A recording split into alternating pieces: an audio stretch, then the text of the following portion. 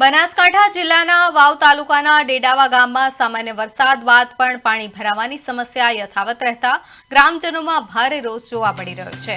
ગ્રામજનોના જણાવ્યા મુજબ વર્ષ 2015, 17 અને 25-26માં પણ આખું ગામ પાણીમાં ગરકાવ થઈ ગયું અને ચોમાસાના 4 મહિના સુધી પાણી વચ્ચે જીવન જીવવાની ફરજ પડી રહી છે।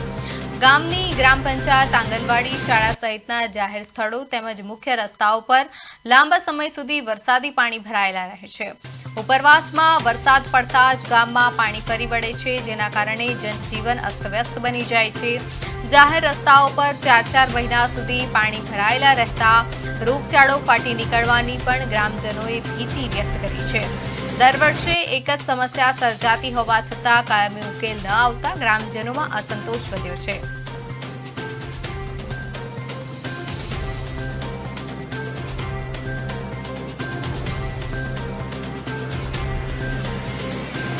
અમારા ગામમાં 15 વર્ષથી પાણી કાયમી વહાળો વર્ષોથી આવ્યો નથી, તો કાયમી ખાતે નિકાલ નીકળે એવી અમને તંત્ર આગળ રજૂઆત છે અને આંગણવાડી અને પંચાયત, દૂધ ડેરી અને આરોગ્ય ખાતાનું બધાની અંદર પાણી ભરેલું પડ્યું છે અને 12મા ધોરણમાં ભણવા જવાનો રસ્તો પણ બ્લોક છે।